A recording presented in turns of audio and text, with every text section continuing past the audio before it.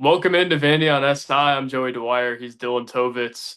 A monumental podcast here this morning, maybe the most we've had to talk about to this point. First of all, Vanderbilt ranked number 10 in the AP poll the first time since 1947 that it's been ranked that high.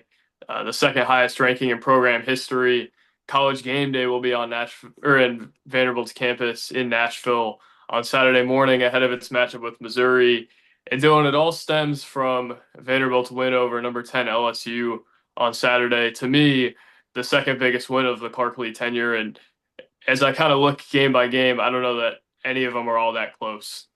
Yeah, absolutely. And, I wrote about this a little bit, but it was definitely, the Alabama win last year took the cake in terms of, impact and being seismic for the program and like changing the way externally and internally a program is viewed. But if you look at like a game that actually, like in terms of, like future momentum and all of that and playoff push, which again we can say now, like I think this game takes the cake, the LSU game. This was, for where both teams were. Vanderbilt had just lost to Georgia State last year, and they were pretty much out of those conversations now. This game here, like, was probably the most important win for Vanderbilt football in a long time. And they went out there, and it wasn't just a win, but and the scoreboard doesn't show this as well, but they deserved to win that game. It was a pretty dominant effort.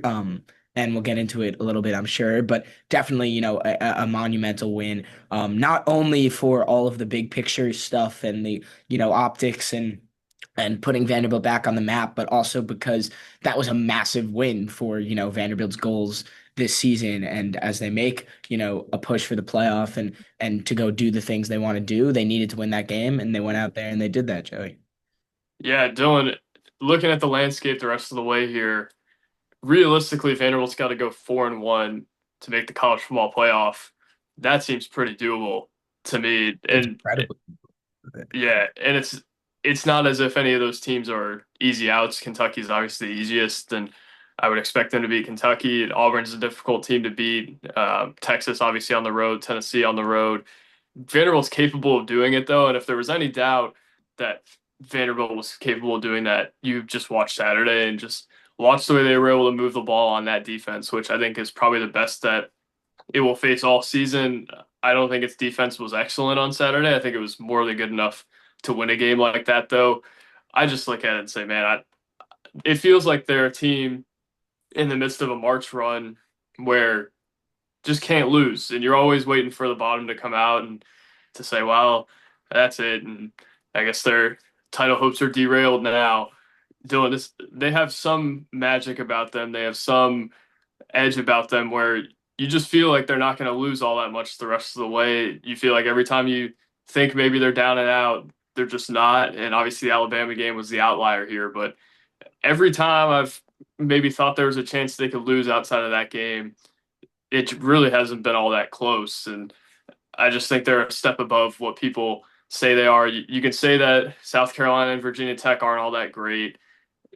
Vanderbilt still got the LSU win. You can say that the margins of victories in those games or that LSU wasn't as good as maybe the ranking would indicate. They have shown nothing outside of two red zone trips against Alabama to me that would indicate they're not capable of making the playoffs. They dismantled everybody in their bye games. They won two games on the road decisively, and they beat a top 10 team at home and looked like the better team for the entire game. Dylan, I don't know if there's any way you can discredit them right now. And to me, it's like you don't count them out. I'll believe that they're going to lose another game when I see them lose another game at this point. It's true, and it stems from the offense, and I think it's okay to say now that this is one of the best offenses in the country, and they did hit a little bit of a roadblock against Alabama. Like looking back on that game, like that was your offense when pretty much nothing goes right. Diego had his a really, really outlier bad game for his standards, obviously. And, we talked about how the play calling wasn't great with Tim Beck against Alabama, and a few other things went wrong. Eli Stowers was dropping balls, Junior Sherrill was dropping balls. That was as bad of a game as you're going to get. And that was in for an offense, and that was, in Bryant-Denny Stadium against Alabama, and they still went out there and had a shot to win that game. But besides that one little blip, like this offense has looked completely surgical every single week. And you mentioned how the LSU defense is really good. It's a really really good defense. This is probably a top 10 defense in the country, if not top five.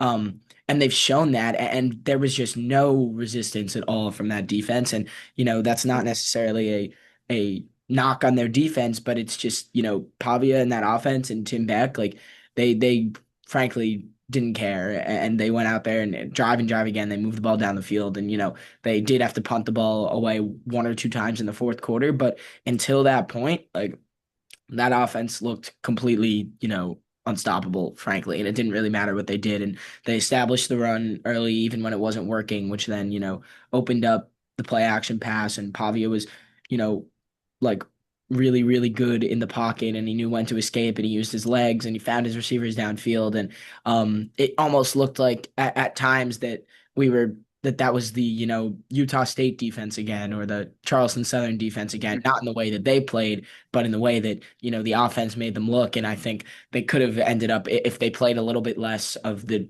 time of possession battle, which we've seen be a core part of their identity last year more than this year, but they did that a lot against LSU. I think they won the time of possession battle by like 13 minutes or so. I think it was like 36, or maybe it was 10 minutes. It was like 36-26 or something like that. But this could have been a game where they put up 50 points very easily. It was just kind of a game script aspect as well to it. But the offense, again, if the offense's ceiling is where they've shown it to be and where they can go, like to your point, Joey, there's no reason to think that they should be out of any game. And even if the defense, and maybe we'll get into some specifics, but the defense, hasn't looked great against Alabama, dating back to Utah State, and against LSU, but they stepped up when it mattered. So even though these teams have moved the ball down the field pretty well for most of the games, they've been really good in the red zone. They've gotten the stops when they've needed to get the stops at the end of the game. So it's like that total yardage kind of versus the total points you're seeing on the board, and in terms of the impact, are not the same. And so you kind of see this is a defense that is bringing energy, is bringing heart, and they're showing up when it matters, and that's kind of covering for maybe some of their lapses in coverage in the middle of the field, or getting pressure on the quarterback. And again, the LSU offensive line looked pretty good as well, so I don't think it was a bad showing from the defense. But again, they stepped up when it mattered, and it was a complete team effort. But it's becoming pretty clear that this offense is kind of the heart of the team, and they're the ones that are gonna carry, or that's the unit that's going to carry them going forward, and the defense just has to kind of hold their own, Joey. This is unbelievable stuff here, Dylan. I think another thing that's proved to not be going away, Diego Pavia's name in the Heisman Trophy conversation, which just absurd to think about if you were to tell somebody that at the beginning of last season. He had barely won the quarterback competition and was kind of a first time starter at this level now, really a factor in it. And I said this on Saturday. I don't think he's going to win it just because of the lack of volume in his numbers. Only 160 passing yards on Saturday, and that was one of his better games of the year, one of his better performances at Vanderbilt. But Dylan, as you know, the odds slashed in half after Saturday's game. He's plus 4,000 heading into the game, now plus 2,000 to win the Heisman Trophy. So I actually checked the odds this morning before we hopped on the podcast. He's now down to plus 800. So that's on, I believe, FanDuel and DraftKings both had him at plus 800, which are 8-1 odds. And I'm glad you brought it up, because he's certainly in that race. And you think about the Alabama game, if he had played like himself the Alabama game, or not had the turnovers he had, or Ty Simpson wasn't as good as he had, or Vanderbilt had won that game, like Pavia would be the front runner, I'm pretty sure, in the race right now. A lot of guys have dropped out between Mateer and Carson Beck was really not great last week. So it's really, it's Ty Simpson, it's Fernando Mendoza from Indiana. And then frankly, I think it's Pavia. And there's a couple other guys there, Julian Sain from Ohio State, but he is firmly in this race. And it is crazy to think about what, his odds would look like if he had played a little bit better against Alabama. I think he might be the favorite. And you mentioned the yardage thing, and I do think that matters. His passing yards, total stats aren't going to look like a Mendoza or even a Simpson at the end of the year. But I do think that now that Pavia has been propelled onto the national stage, I think the media understands it and the fans understand it, and I do think the voters will understand that his game goes a lot further than those numbers, and they watch him play and how he leads that team and the magic he creates on like the 4th and 1 play, where he kind of did that thing where he turns his back in the pocket and somehow found MK Young and using his legs, and I do think that stuff matters too. So I would agree with you that he probably won't win it, but if he continues to play like he does, and especially if Vanderbilt makes a push to the playoff, then I think there's absolutely no reason why he, can't be in that conversation. And he is in the conversation, but I think he can go win it, even if, I was a betting man, maybe I wouldn't pick him to win right now. But I definitely think he can go out there and do it, Joey. But yeah. At the very least, if this continues, he will be in the conversation to go to New York alongside of a Ty Simpson or alongside of a Julian Sand or whoever. I mean, if this continues, I don't see any world in which he wouldn't be in that conversation to at least make the trip up there and be one of the three guys sitting in the stands waiting for the name to be called. Just unfathomable to think that that is possible for a Vanderbilt football player, but Dylan, it is. And you mentioned the magic that he created on Saturday, the 4th and 1, where LSU's linebackers basically faced up with him, and Pavia finds a way to shimmy around him, finds MK Young on 4th and 1. Those are the types of plays, as you said, that are going to keep him in the race here. And I don't think it's necessarily appreciated enough how great he's been, frankly, throughout the year, just because his numbers aren't as good as a Ty Simpson or Marcel Reed necessarily. The volume isn't as great as those guys, but man, he's just been so great situationally. He's turned it over a little bit more this year than he did last year, but I just think he's the greatest compliment I can pay to him is kind of one that you'll give a shortstop where he's managed the game in an excellent way, right? But he's also made the exceptional plays here and there that he's needed to make, like the one on 4th and 1, like the run where he scored the touchdown and then did the Heisman Trophy pose in front of the camera. That's where I think Diego Pavia has really grown up. At times last year, I don't know that we could say that he was making all the exceptional ones and he was managing the game nearly flawlessly. He was at times, right? This year, though, it really outside of the Alabama game, I don't know that he could have had a better season.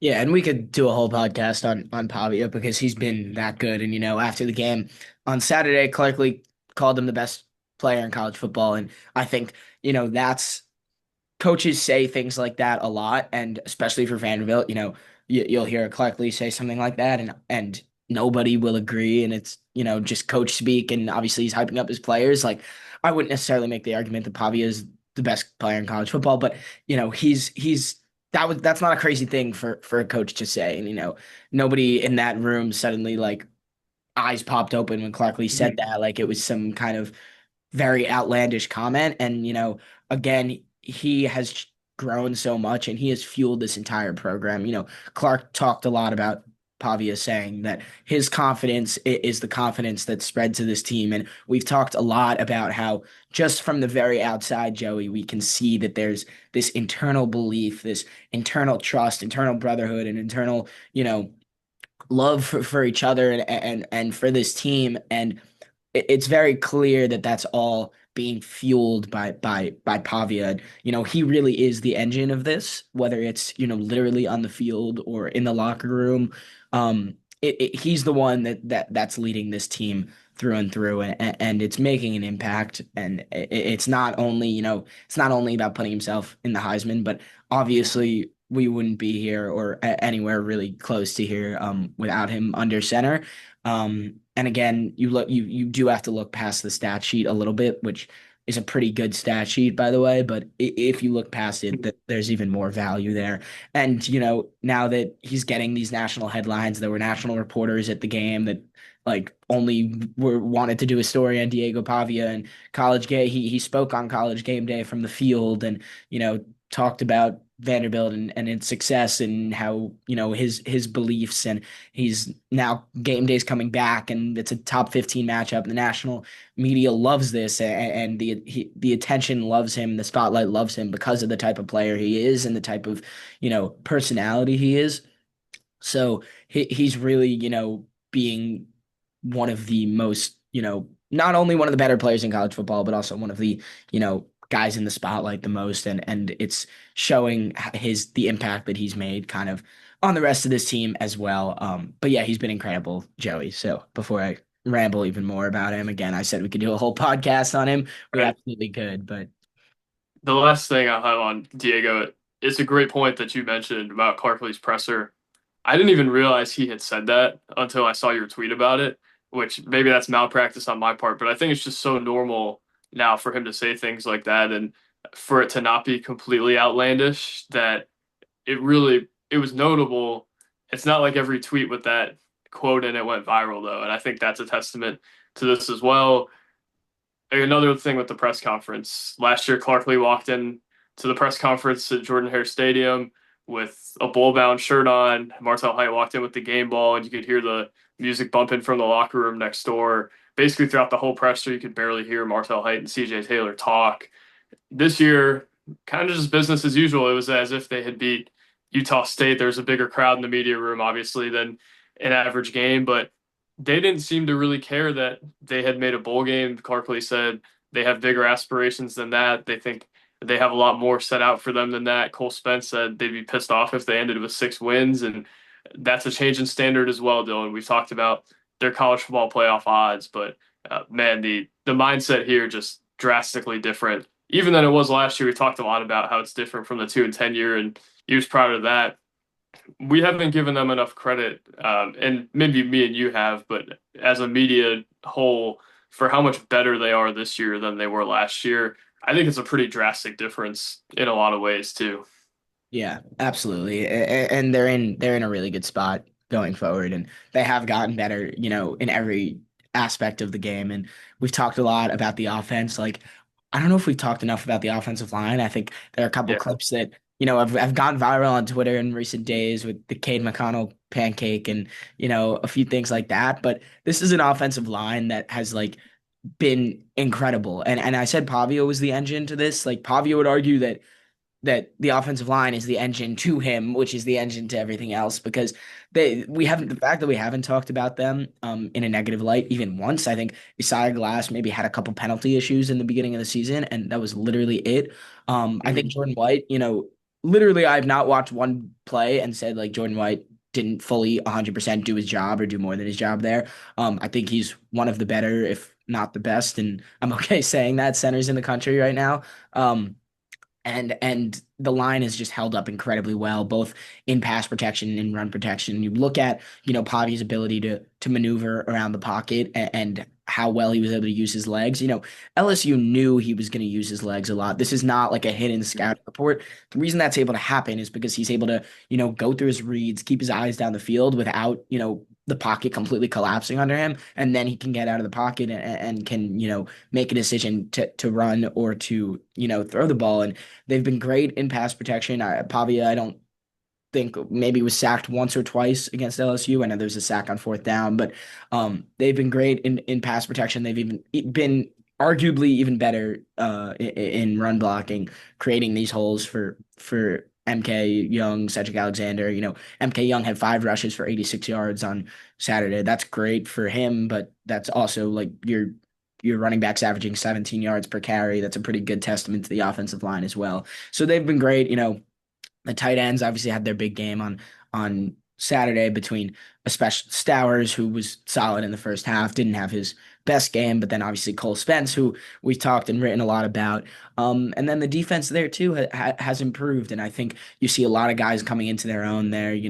Guys in the secondary. Jordan Matthews had a really good game. He spoke in the post game, and I think he's played a lot better now that he's getting more snaps. Mark Davis had a really good game. I think, there were Mhm. guys line too. Josh Ting, who I'm gonna have a piece coming out about this week, played a lot and started, I think, and he's coming into his own as well. So there's a lot of things to like. And to your point, we wrote about this depth of especially the defense in training camp, and I do think you're starting to see that show now more. Where at this time last year, this is when guys were starting to get banged up, and then you saw kind of you could visibly see on the field them tiring out and them being hobbled. And now I wouldn't even say that there aren't guys that are banged up because there are. You saw the injury report was very crowded this week, but they have the replacements, they have the energy, and they have, frankly, just a better team where you're not seeing that on the field as much, kind of those lapses. So I do think they have gotten much better in all facets. We could talk about the special teams too. I mean, Brock Taylor's been he's been pretty much flawless and somewhat limited opportunities so far this season. But that's been great. I mentioned this in the press box to whoever was sitting next to me. I think Martel Height doesn't get enough credit for punt returning, Mm. kick returning. That's a really, really hard job, and he's been flawless at it. And maybe, he didn't play as much on defense or offense as we'd expect against LSU and in recent weeks, but that's a really important role that he's doing very well. So you can go through everything, and everything pretty much is going to be improved. But those are kind of the key things to me. And it's creating, the reason why last year was this great story. Vanderbilt won some games, but never really got to that next level. This is that natural trajectory of a program where you go 2-10. After years of not much, and then you have that kind of turnover season where you see some change and you see some things. You have a new quarterback, and now you get even better over the offseason, and it's really all coming together now, Joey. Absolutely. And before we get out of here, we got to talk about College Game Day. And maybe we buried the lead a little bit there. College Game Day coming again is a big deal, especially coming to Vanderbilt's campus rather than seeing it on the road. Dylan, as you mentioned, I think, and I wrote this home today, but I think it's a huge deal that they're not just coming to Vanderbilt for the story Yeah. or to publicize Diego Pavia or Clark Lee and what they've done or this miraculous upset they've pulled or anything like that. Like, this is the best game of the week, and it's a game in which there are serious college football playoff implications. Missouri wants to go, Vanderbilt wants to go. It's a big deal in a lot of ways, Dylan. And if they had come last year, it would have felt like them going to North Dakota State versus South Dakota State, where they're going for the plot and they're going to really energize a campus and do all these things that they haven't done in however many years or whatever. I don't know that Vanderbilt had really earned the game day spotlight outside of being a great story last year. This year, Dylan, they've earned it in every way. They're an unbelievable story that game day wants to tell.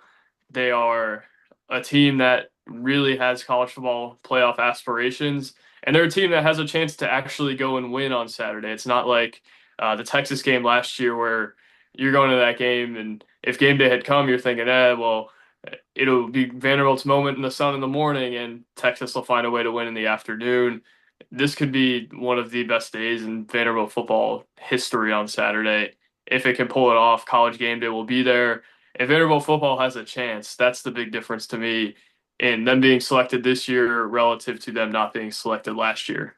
Yeah, absolutely. And your comments are twofold. I want to get to 2 points here. The first is, the energy on Vanderbilt's campus right now is unlike I've seen it. And granted, I'm only a sophomore, so I've been here for a year and a half, but that includes, after the Alabama win last year. There's a ton of excitement from the student fan base and the fans too. I thought against LSU, it was maybe not, 80% Vanderbilt fans like we might have hoped it would be, and that's just naturally what's going to happen when you have a smaller school. But I thought the Vanderbilt fans showed up really well, and there was a ton of energy in the crowd, and the student section was full for pretty much the whole game. And the whole side of I think a lot of the pictures you saw from the media were of the LSU side, which was next to the student Mhm. section, but that whole side under the press box was like a good chunk. Vanderbilt fans, and I know people are gonna fly in for game day, and I'm hearing it already. And there's a ton of energy, a ton of excitement. We're waiting for the announcement of where exactly game day is going to be, and we'll be on that at least on Twitter as soon as it gets released. Because I've heard a lot of different things thrown out, and I think there's a few spots it could happen at, but there's going to be a ton of excitement for it, and it's not going to be you're not going to see like Missouri students suddenly outnumbering Vanderbilt students at college game day like maybe you would have if 2 years ago they went. So that's the first point. And the other point you mentioned is the game. And I think I said the LSU is one of the biggest games Vanderbilt's ever played. I think this one's probably even bigger considering the expectations. And you mentioned this a little bit in the beginning of the pod, Joey, but they really need to win. They need to go 4-1. And to me, the kind of X factor game here is Missouri because that's the one that they should win, but it's probably the hardest one that they should win. I think they're 2.5 point favorites. Frankly, they should beat Kentucky. They should probably beat Mhm. Auburn. And then they need to if they beat Missouri, they just need to split with Texas and Tennessee. And do they have a shot of getting in with 3 losses? Yes, I think they have a shot, but it seems unlikely. I Mhm. wouldn't necessarily, they don't have that mindset, and I don't think that as a fan hoping for the playoff, you should be looking for 3 losses. I think it does need to be two, and if they beat Missouri this week, then you're talking about having to split with Texas and Tennessee, and those are two teams that Vanderbilt, I think, frankly, is better than, especially Texas. They've not looked great at all for most of this season, and both of those games are on the road, which is why they're tricky. But you're also then setting up a pretty high stakes showdown in Knoxville last week of the season, which will be something for sure. But it all starts this week. Losing this game would probably mean you have to win out the rest of the way. Mhm. And that's a tall task for sure. But right now, Vanderbilt has the momentum. They're playing at home. They've been really, really good at home, especially this season. And obviously, with game day and everything and all the media attention, it's a massive game and it's a massive day for the program, like you said. They're not thinking about that internally, the high stakes and the, future outlook and the national media stuff. They're not thinking about that inside of the McGugan Center right now. But it is important to put out there as well because it can be, a monumental day, Joey, like you said. This could be, again, one of the best days in Vanderbilt football history if it goes right on the field for Vanderbilt. Dylan was a pretty good day on Saturday, too. Was. Along the lines of the fan base, LSU fans did overtake a lot of the stadium, and we had talked about that happening before the game. I think it was even worse than maybe I had thought, and I think I was a little optimistic with it from a Vanderbilt perspective relative to uh, maybe what you guys were. I thought it would maybe be 55-45. Wasn't that. The thing I did note that was a positive for Vanderbilt, you saw Dansby Swanson in the South end zone. Noah Kahan was there, a two-time Grammy nominated artist, one of the best of the generation currently. Great. Theo Vaughn was back. What's up? I said he's great. I was He just is great. didn't He's know what great. kind of Um, so there was those three. Darius Garland was back. Keyshawn Vaughn was there. Donovan Mitchell was there. Evan Mobley. Marshall Blackburn was there. It was what a scene that was on the field pregame, Dylan. We've got 3 interviews with the first three we mentioned: Dansby Swanson, Noah Kahan, and Theo Vaughn coming on the site in the next couple of days. We tried to intentionally maybe zig while other people zagged there, and we've got that coming on the site, which we're proud of. So make sure to check that out. But it's going to be an interesting race for guest picker on Saturday. I think those people being there says something about this program. I think it's kind of a market in Nashville that they haven't tapped into as much as they would have liked to. They like to market Nashville and recruiting, things along those lines. They've never had people like that there consistently, though. Now, I think you're going to see it again on Saturday. Without further ado, though, Dylan, your best uh, your best guess at guest picker. Ooh, you put me on the spot here. Yeah, I think there's Um, one clear option, but I don't know if he's available. yeah, I don't know. It's gonna be interesting. I've heard a lot of Nate Bargatze. Yeah. I think if I was going to put money on someone, I think it would probably be him just because of his, history here and everything, and his dedication to the fan base. But it could go a lot of different ways, Joey. Who knows? They could bring Johnny Manziel back after that whole one. We haven't heard from him, and it's actually really funny that he was the number one public figure for the Alabama game, and then Yeah, we right. didn't hear about him once against LSU. And obviously there are so many Vanderbilt guys they could bring back. They could bring in, an artist, a Nashville, singer, like probably not Noah Khan, but someone along those lines. Someone that has ball knowledge, I guess. There's a ton of different directions they could go, but I would probably put money on Bargatze. Yeah, that was my pick as well. All right, good. Here's So, a little scoop here that I put on Twitter last night. Probably worded it poorly, but I talked to Dansby Swanson pregame, and he said that the LSU game was the only time he'd be available to come to Vanderbilt for a football game. And he's a Vandy guy through and through. He was there through some of the lean years at games. Uh, I wonder if he would rearrange his schedule if that was the call. I don't know if it will be. Maybe he'd have to hit a little more during the regular season to get that title from Bargetzi. But yeah, it's going to be an interesting race. Like you said, I could see them pulling some artists out of thin air Yeah. that we had never thought had a Vanderbilt tie as well. I don't know if they'll do that. Um, I guess I don't know. Tim Corbin, I don't know if is a big enough name for game day yet. Obviously, has won a lot, but Yeah, college baseball still probably needs to grow a little bit I saw for that. Scott Brown, the Scott Vandy Brown, coach, tweeted something about getting Corbin on the set. I yeah, thought that would. I mean, it would be a smart move. I think college baseball still has to grow a little bit from a national perspective for that, though. I want to see Uh, Corbin stand up on a chair and start yelling chants at the Vandy fan base. Like, you you know know, what? I back. think 10 years ago, Tim Corbin totally would have done that, which is just a that would be electric if he did that. I don't know if that would.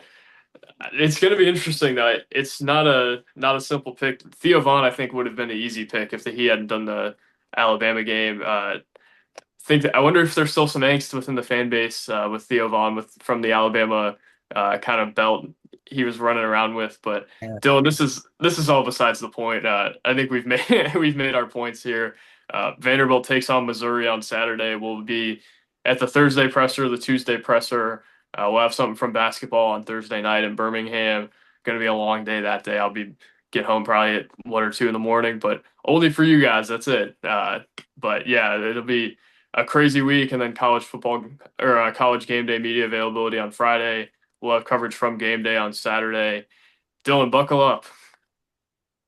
It's gonna be a fun ride the next few days and hopefully the next few weeks, Joey. I think there's a lot. I mean, I wrote about this a little bit, but this is that you're gonna, as a Vanderbilt fan, look back on this year, this stretch, but specifically this week, honestly, and you can clump the LSU week into this as kind of that moment you wish you could freeze the frame, and really, go back into that excitement of this week. So definitely, realize that for sure in the moment, and enjoy everything that's happened in the past few days and that's going to happen in the next few as well.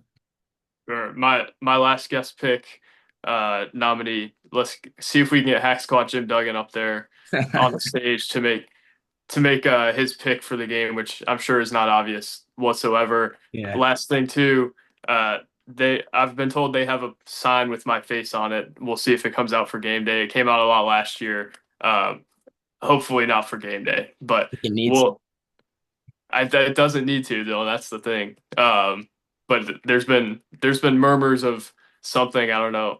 I don't know if that will be involved with game day, but I've seen tweets about with my face in it, and I'm hoping that doesn't mean that I'm on the screen on Saturday morning. But for Vandy on SI, I'm Joey Dwyer. He's Dylan Tovitz.